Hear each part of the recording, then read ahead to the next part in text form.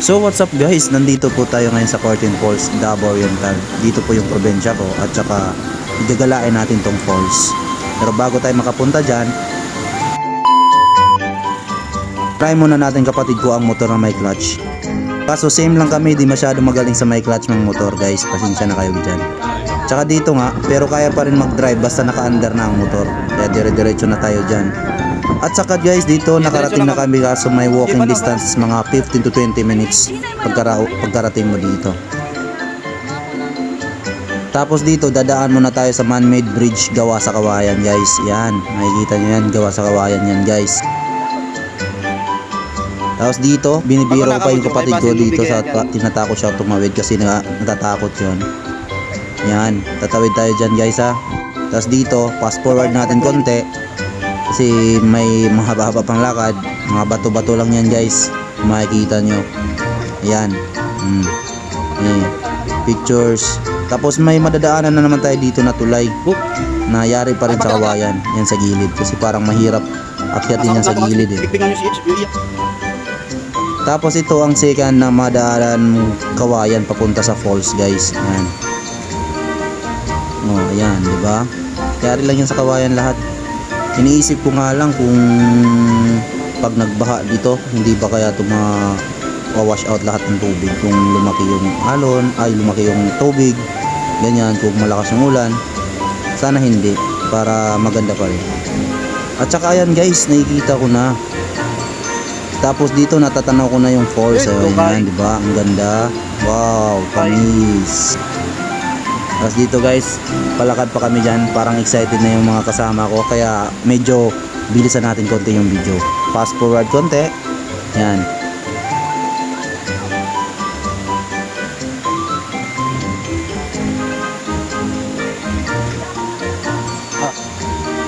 Tapos dyan guys, papaakyat ako. Binibidyo ako ng kapatid ko para sabi niya, para may pang vlog daw siya.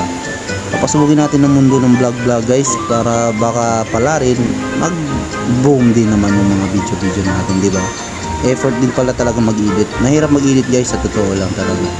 Kung gusto mo maganda yung vlog mo, kailangan mo talaga pagtuunan ng pansin mo paano mag-edit. Tapos dito guys, makikita mo, matatanaw mo na yung falls. At saka bago ka pumasok may bahay. Ayan. May bayad dyan na entrance fee. Ano guys, Nani siguro mag-entrance?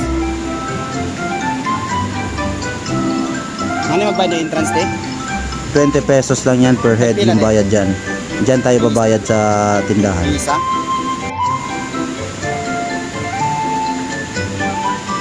Tapos dito guys, dumiretso na ako papunta sa falls. Kasi nakabayad na yung kapatid ko.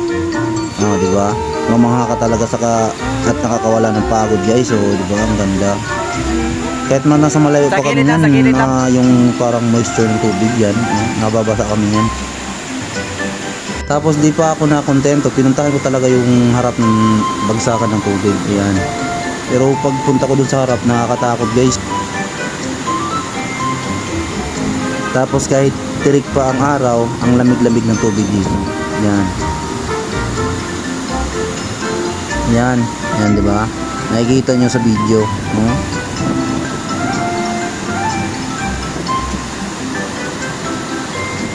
Tsaka dito nga kinuha ng kapatid ko yung cellphone. And gusto daw niya matry. Ayan. Smile. Pero dito lang kami sa baba niya naliligo guys. Nakakatakot kasi dun sa taas guys. Para kang mababagsakan ng mga malalaking bato. Dito lang kami naliligo sa baba banda kasi malakas yung current sa taas eh. Nakakatakot din kasi. Yeah! Sugay! Pero sabi ko, pause muna ako dito. Picture ba? Di ba? Panis. Yan, tapos na mag-picture. Okay, ready to jump. Tapos dito parang gusto ko natang tumalon sa tubig. Pero sabi ng kapatid ko, baka maalon or malalim yan. May pasigaw pa. Ouch! Darna!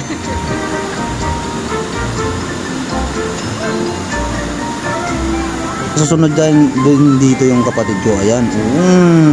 Talon din.